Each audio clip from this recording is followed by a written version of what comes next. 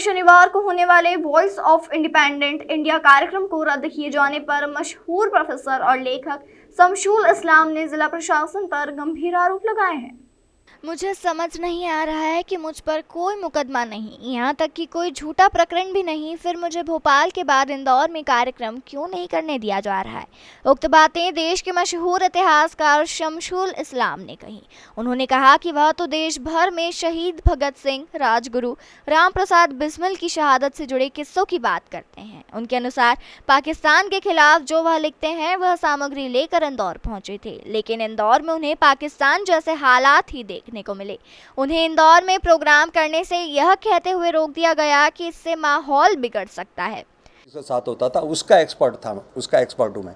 और उसके एक्सपर्ट में जब मैंने अपने देश में देखा कि वही पाकिस्तान वाले हालात हो रहे हैं और धर्म के नाम पर पॉलिटिक्स हो रही है, तो फिर मैंने भारत पर भी, अपने देश पर भी काम करना शुरू किया। तो समझ नहीं आ पा रहा है कि किस तरह का शासन है, कौन लोग हैं, क्या कर रहे हैं, क्या मेरे पर, कौन से मेरे पर मुकदमे हैं। झूठे मुकदमे भी होते हैं मेरे पर, तो उस तरह का झूठा मुकदमा भी नहीं है मेरे उस तरह का कि मैंने कोई जुर्म किया हो।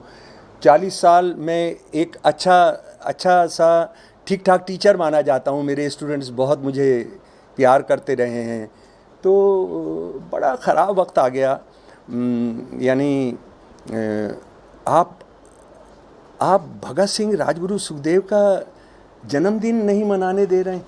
ये भगत 100 कॉपी लेकर आया था उनकी FIR की, भगत सिंह की, जब उन्होंने ये बहरों को सुनाने के लिए बंग फेंका था, राजेंद्र लहरी और उन्होंने।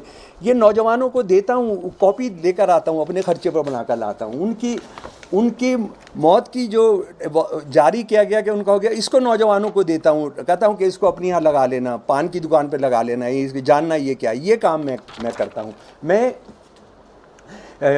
पाकिस्तान के ख़िलाफ़ जो मेरा परिवार जिस आंदोलन में शामिल था, मैं उसका जो तराना था शमीम करानी साहब का।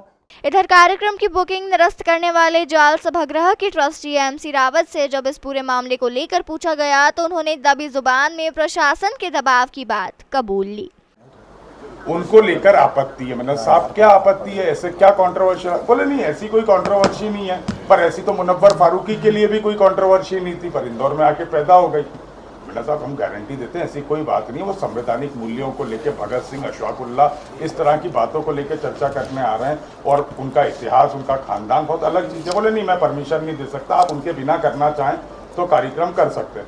मैं ठीक है साहब, उनके बिना ट्राई करते, क्योंकि लोगों को हमने ऑर्डर दे दिए थे, लोग फ्लाइट से बुकिंग थी, होटल से अशोक कुमार पांडे साहब आ रहे थे और लोगों से अपॉइंटमेंट।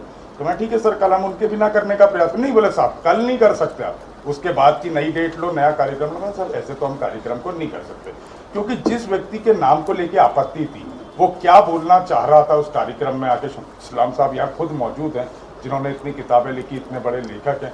तो आपके माध्यम से हम शहर को बताना चाह रहे हैं कि हमारे संवैधानिक हकों को, यानी अब इस देश में, इस इंदौर में बोलने का भी हक नहीं है।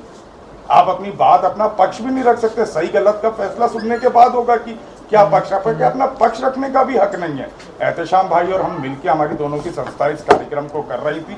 तब मैं ज्यादा समय नहीं लूंगा, इस्लाम साहब से बोलूंगा, आप लोगों से। बहरहाल इस पूरे मामले को लेकर जब अधिकारियों से कार्यक्रम निरस्त होने की वजह जाननी चाहिए तो किसी ने भी उक्त मामले में कहने से इनकार कर दिया।